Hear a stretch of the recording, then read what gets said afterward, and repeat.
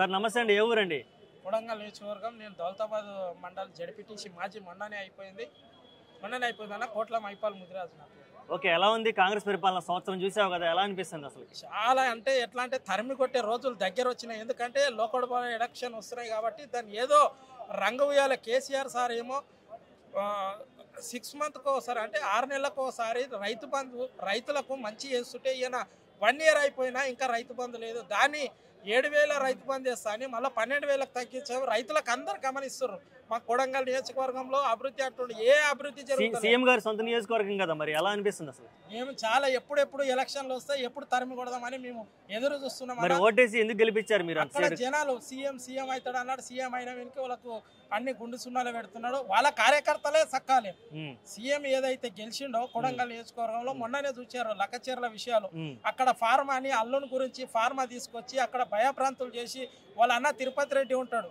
ఎటువంటి ప్రోటోకాల్ లేకుండా 4-5 బండ్లు వేసుకొని 2+2 గన్మెన్లను వేసుకొని 2-3 ఎస్కాట్లు వేసుకొని ఎస్పీని ఎవరు సీఎం?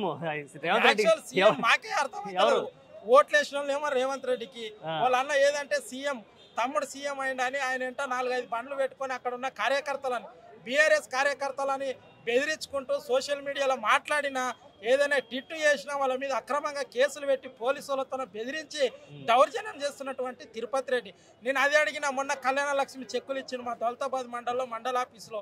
కళ్యాణ లక్ష్మి నువ్వు ఏ హోదాలో ఉండి నువ్వు కళ్యాణ లక్ష్మి చెక్కులు పంపుతావు అని నేను అడిగిన. నేను మొన్ననే రీసెంట్గా ఒక 6 మంత్ అయింది నా పోస్ట్ అయిపోయి. నేను ఇంకా పోవాల్సి ఉంటుంది అని నువ్వు మీ తమ్ముడు సీఎం అయిన హోదాలో వచ్చి నువ్వు అక్కడ ఉన్న అధికారులని కాడా వెంకటరెడ్డి అని ఉంటాడు. ఆయన మరి కాంగ్రెస్ కండు వేసుకొని మరి కళ్యాణ లక్ష్మిలు ఎవరిస్తారన్న మీ మీడియా మిత్రులకు తెలియజేస్తుంది. ఎందుకంటే ప్రజాప్రతినిధులు అక్కడ సర్పంచ్ కానీ వార్డు మెంబర్ సరే ఎలక్షన్లు లేవు కానీ అధికారులు వంచిన బాధ్యత అధికారులు అంటే ప్రజాప్రతినిధులు ఓట్లేసినటువంటి మన ప్రజాప్రతినిధులు ఇవ్వాల్సిన కళ్యాణ లక్ష్మి చెక్కులు ఈయన ఏది వదిలేకుండా మా తమ్ముడు సీఎం నేనే రాజుని నేనే మంత్రి అనే విధంగా ఆ ఓట్లేసిన ఆయన సీఎం ఎక్కడున్నాడో సీఎం కన్నా హోదాలో ఈ తిరుపతి రెడ్డి వివరిస్తున్నారు. కాబట్టి ఈ మీడియా పరంగా తెలియజేస్తున్నాం ఏంటంటే అన్న మనము ఏదైతే తిరుపతి రెడ్డికి ఒక్కటే చెప్తున్నాం, ఒక వార్డు మెంబర్ కాదు, ఒక ఎమ్మెల్సీ కాదు, ఎంపీ కాదు, అక్కడ దౌలతాబాద్ మండలం వచ్చి అక్రమంగా పోలీసు బలగాలను పెట్టుకొని అక్కడ కార్యకర్తలను దౌర్జన్యంగా బెదిరించడం జరిగింది. ఓకే అండి, థ్యాంక్ యూ. కేటీఆర్ గారిని విచారణ పిలిపించడం ఎలా అనిపిస్తుంది సరే? అంటే కావాలని చేస్తూ ఈ కాంగ్రెస్ ప్రభుత్వం తెలంగాణ రాష్ట్ర ప్రభుత్వం తెలంగాణలో ఈ ప్రజలందరూ కూడా కాంగ్రెస్ మోసపూరితమైన మాటలు నమ్మి ఓట్లేసి ఈరోజు వాళ్ళ మోసపూరితమైన విధానాలు తెలుసుకొని తిరగబడే రోజులు వచ్చినాయి. కాబట్టి ఎలాగైనా ఈ టీఆర్ఎస్ రాష్ట్ర నాయకులను కేటీఆర్ గారిని హరీష్ రావు గారిని అనేకమైన అక్రమ కేసులు బనాయించి వీళ్ళని జైల్లో దోలి ప్రజల మీద ఉక్కుపాదం మోపాలనే విషయం ఈరోజు కాంగ్రెస్ పార్టీ చూస్తుంది. కానీ ఎంత మాత్రం చెల్లదు. ఎందుకంటే తిరుగుబాటు మొదలవుతుంది ఎప్పుడైతే కేటీఆర్ గారిని హరీష్ రావు గారిని ఎలాంటి అరెస్ట్ చేసినా అక్రమంగా అరెస్ట్ చేసినా కానీ ప్రజలందరూ ఎప్పుడైతే తెలంగాణ ఉద్యమంలో సకల జన సమ్మె ఎలా జరిగిందో అలా రోడ్ల మీదకి వచ్చి కాంగ్రెస్ పరిపాలనకు చరమగీతం పాడే టైం వస్తుంది. కాబట్టి రేవంత్ రెడ్డి ఖబర్దార్ ఇప్పటికైనా అక్రమ కేసులు బనాయించి ఈ ఉల్టాపల్టా రాజకీయాలు వదిలేసి ఏదైతే సంక్షేమ కార్యక్రమాలు చేస్తామని చెప్పినవో నువ్వు 420 420 గ్యారంటీ లేదని చేస్తామని ఇచ్చినవో ఆ గ్యారంటీని అమలు చేసి ప్రజల మనసు చూసుకొని ఎన్నికలు పోగని చెప్పేసి ఎలాగో ఈ కేటీఆర్ అరెస్ట్ చేసి హరీష్ రావు అరెస్ట్ చేసి రేపు స్థానిక సంస్థలకు ఎన్నికలు పోయి బలప్రయోగంతో ఎన్నికలు గెలవాలంటే ప్రజలు తిరస్కరించి నేను నామరూపాలు లేకుండా నీ కాంగ్రెస్ పార్టీని నీ ప్రజాప్రతినిధులందరి జిల్లా స్థాయిలో స్థానిక సంస్థలో ఓడగొట్టి నీకు బుద్ధి చెప్తారని సందర్భంగా తెలియజేసుకుంటున్నాను. ఏదైతే ఈ ఫార్ములా రేస్ జరిగిందో హైదరాబాద్ లో అది తెలంగాణ ప్రతిష్టాత్మకంగా జరిగింది. ఖచ్చితంగా అందరికీ ప్రపంచవ్యాప్తంగా తెలంగాణ అనేది ఒక బ్రాండ్ అంబాసిడర్ ముందుకెళ్ళింది. అటువంటి దాంట్లో అంటే ఎవరైతే ఘనత సాధించారో వాళ్ళ ఇమేజ్ డ్యామేజ్ చేయడానికి ఏమైనా ఇలా జరుగుతుంది అనుకుంటారా? ఖచ్చితంగా కేవలం ఎందుకంటే భారతదేశంలో ఈ కార్యం అనేది మన దగ్గర జరుగుతుంది. అది కేవలం కేటీఆర్ ముందు చూపు వల్ల ఆయనకున్న ఐకాన్ వల్ల. ఎందుకంటే విదేశాలు ఉండొచ్చు కాబట్టి దాని మీద నాలెడ్జ్ ఉంది.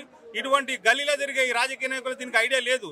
రేవంత్ రెడ్డి అంటే పనికిరాని ముఖ్యమంత్రి కాబట్టి ఆయనకు దాని వల్ల వచ్చే రెవెన్యూ ఏంది, దానివల్ల వచ్చే పేరు ఏందని తెలియదు. కాబట్టి ఎట్లకించి కేటీఆర్ ఏడు అవకాశం దొరుకుతాడో ఆయన ఇరికి జైలు పాలు చేయాలనే ఉద్దేశంతో ఉన్నాడు తప్ప ఆయన నిజంగా ఎలాంటి అవకతవకలు జరగలేదు. ఆయన ఓపెన్గా చెప్తున్నాడు, ఓపెన్ మైండ్తో కేటీఆర్ చెప్తున్నాడు తప్ప అనవసరంగా కేసు నమోదు చేయాలని ప్రయత్నం చేసి ఎట్లకైనా సతాయించి వీళ్ళని జైల్లో పెట్టాలని ఆలోచన చేస్తున్నాడు. కాబట్టి ఎంత మానం చేయలేదు రేవంత్ రెడ్డి. ఇప్పటికైనా కళ్ళు తెరిచి నిజాయితీగా ఒప్పుకోమని రేవంత్ రెడ్డికి చెప్తున్నాం. కేటీఆర్ గారు కూడా పూర్తి సహకారం అందిస్తున్నారు విచారణకు. ఎలా అనిపిస్తుంది చూసినప్పుడు? ఖచ్చితంగా ఆయన పూర్తిగా చెప్పిండు, కోర్టు కూడా చెప్పిండు, నేను ఏ విషయం ఉన్నా కానీ ఏసీబీకి సహకరిస్తా, నేను ప్రజాస్వామ్య బంధంలో రాజ్యాంగాన్ని గౌరవించి ఈ ప్రభుత్వం ఏదైతే ఎంక్వైరీ చేస్తే దానికి విచారణ చేస్తా అంటే కనీసం వకీలు అడ్వకేటే లేకుండా చిన్న చిన్న విషయాలు మన సినిమా యాక్టర్స్ కూడా అడ్వకేట్లను పంపించారు. ఈయన ఒక రాష్ట్ర నాయకుడు, కాబోయే ముఖ్యమంత్రి, మొన్నటి వరకు 10 సంవత్సరాల పాటు రాష్ట్ర మంత్రిగా పనిచేసి ఈ తెలంగాణ వర్కింగ్ కమిటీ అధ్యక్షుడు కాబట్టి ఈయన అడ్వకేట్లను అనుమతించకపోవడం అంటే సిగ్గుచేటు. కేవలం ఏంటంటే ఈయనకు వాళ్ళు ఏం చేస్తారంటే అడ్వాన్స్ నాలెడ్జ్ తోని కేటీఆర్ ని రాతపూర్వకంగా తప్పిదం చేయించి అలా కేసులో ఇన్వాల్వ్మెంట్ చేసి మొన్న అయితే పట్నం నరేందర్ రెడ్డి ఇలాగా చేశారో ఈరోజు కేటీఆర్ కూడా అలే చేయాలనే ఉద్దేశంతో అడ్వకేట్లు అనుమతిస్తలేరు. బేషరతుగా రేవంత్ రెడ్డి ప్రభుత్వం అడ్వకేట్లను అనుమతించి విచారణకు సహకరించుకున్నట్టు ప్రయత్నం చేయాలని ప్రభుత్వం డిమాండ్ చేస్తున్నాం. ఒకవేళ కేటీఆర్ గారిని అరెస్ట్ కనుక చేస్తే ఎలా ఉండబోతుంది మన ఇలా అగ్నిగుండం తెలంగాణ మొత్తం కూడా తెలంగాణ ప్రాంతంలో ఒకప్పుడు ఎలా అయితే ఈ నక్సల్స్ పీరియడ్ లో కానీ తర్వాత తెలంగాణ ఉద్యమంలో కానీ పల్లెలను ఎలా రగిలిపోయి తిరుగుబాటు మొదలైందో అంతకు పెద్ద ఎత్తులో ఈ రోజు కేటీఆర్ మీద ఏమైనా చర్యలు తీసుకుంటే ప్రభుత్వాన్ని నూకలు చెల్లిపోయినట్టే. రేవంత్ రెడ్డి చివరి ముఖ్యమంత్రి అవుతాడు. ఈయన ఎప్పుడు అరెస్ట్ చేసిన ఆ నెలలో రేపటే కాంగ్రెస్ గవర్నమెంట్ పడిపోతుందని కూడా ఈ సందర్భంగా నేను ప్రభుత్వాన్ని హెచ్చరిస్తున్నాను. Okay, thank you. ప్రజల దృష్టి మళ్లించడానికి అటెన్షన్ డైవర్షన్ పాలిటిక్స్ నిన్న రైతు భరోసా ఏదైతే ఉన్నదో అది 12,000 ఇస్తామని, అది కూడా కోతలు కొర్రీలు ఎగవేతలు. సంవత్సరం గడిచింది, రైతు భరోసా దిక్కులేదు, పాలన గాలి కొదిలిండ్రు. ప్రతి సందర్భంలో ప్రజలు ప్రశ్నిస్తారు అని తెలిసినటువంటి ప్రతి సందర్భంలో ప్రజలు తిరగబడతారు, ఉద్యమాలు చేస్తారు అని అనుకున్న ప్రతి సందర్భంలో కూడా ఏదో ఒక విషయంలో ఆయన ప్రజల ముందు తీసుకొచ్చి అటెన్షన్ డైవర్షన్ పాలిటిక్స్ చేయడం, దాంతో ఎగవేయడం, పథకాలను ఎగవేయడం. 420 హామీలు ఇచ్చిండు. ఈ హామీలు అన్ని నెరవేర్చలేని క్రమం ఒకటి. కక్షపూరిత రాజకీయాలు 2. కేటీఆర్ గారిని ఏ రకంగానైనా అరెస్ట్ చేయాలి. ఇక్కడ భారత రాజ్యాంగం కాదు తెలంగాణలో, మరి కేటీఆర్ గారి రాజ్యాంగం. కేటీఆర్ గారి రాజ్యాంగము 2 జాతీయ పార్టీల కుట్ర, బీఆర్ఎస్ ని బలహీనపరచాలి. ఆయన రెండు దశాబ్దాలుగా 20 సంవత్సరాలుగా క్రియాశీల రాజకీయాల్లో ఉన్నటువంటి వ్యక్తి, ప్రజామోదం కలిగినటువంటి నాయకుడు కేటీఆర్ గారు, సమర్థవంతమైనటువంటి యువనేత. ఆయనను అరెస్ట్ చేస్తున్నామంటే లేదంటే ఏసీబీ కేసు అంటే ఇంకోటంటే తెలంగాణ సమాజం మొత్తం అటు దృష్టి మళ్ళేటువంటి అవకాశం ఉంటుంది అనేటువంటి ఒక ఆలోచనలో భాగమే తప్ప ఇంకేమీ లేదు. మరి రకరకాలుగా ఈ ఎత్తుగడలతోని ఈ కుట్రలతోని సాగుతున్నటువంటి ఈ పాలన ప్రజలకు అర్థమైంది. ఈ ఫార్ములా రేస్ కేసులో కుట్ర జరిగింది, కేటీఆర్ గారు అవకతవకలు చేశారంటున్నారు. దాని మీద మీ అభిప్రాయం ఏంటి? అసలు జరిగి ఉండొచ్చా? ఈ ఫార్ములా కేసులో కుట్ర జరగలేదు, కేటీఆర్ గారి మీద కుట్ర జరుగుతా. ఈ ఫార్ములా కేసు స్పష్టం, ఎక్కడ రహస్యం లేదు. బ్యాగులో రహస్యంగా 50 లక్షలు 50 కోట్లు ఆయన తీసుకెళ్ళినట్టు, రేవంత్ రెడ్డి గారు తీసుకెళ్ళినట్టు 50 లక్షలు బ్యాగ్లో పెట్టి తీసుకెళ్ళినట్టు కేటీఆర్ గారు 50 లక్షలు బ్యాగ్లో పెట్టి తీసుకుపోలేదు. ఏది జరిగినా అక్కడ జరిగినటువంటి ప్రతి అంశం కూడా చట్టపరంగా లీగల్గా జరిగినటువంటిదే.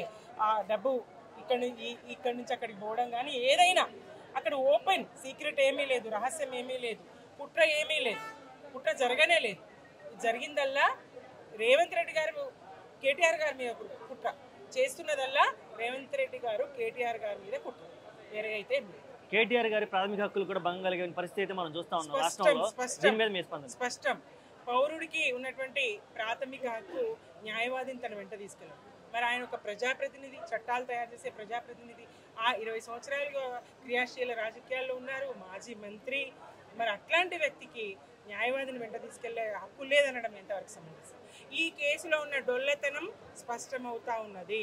ఇది కాలయాపన కోసమే తప్ప ఇది నిజంగా వాళ్ళు ఈ కేసును ముందుకు తీసుకెళ్లాలని లేదంటే విచారణ జరగాలని వేగవంతం కావాలని ఏదో ఒకటి తేలాలనేటువంటిది వాళ్ళకి నిజంగా తేలాలని కూడా లేదు. దీన్ని కాలయాపన చేయాలనేటువంటి ఉద్దేశంతోనే ఇవాళ లోపలికి అనుమతించక ఆపినటువంటి కోర్టు తీర్పు రిజర్వ్లో ఉన్నప్పుడు ఎందుకు పిలవాలి? అసలు ఆగాలి కదా, పిలిచిండ్రు. న్యాయవాదులను తీసుకెళ్ళనియాలి కదా, తీసుకెళ్ళకపోవడం, మధ్యలోనే రోడ్డు మీదనే ఆపడం, కారును రోడ్డు మీద రకరకాలుగా దీన్ని ఒక దృష్టి మళ్లించే రాజకీయం తప్ప, ఎగవేసే రాజకీయం తప్ప, కక్ష తీర్చుకునే రాజకీయం తప్ప ఇందులో ఏమీ కనబడతలేదు, స్పష్టమవుతారు.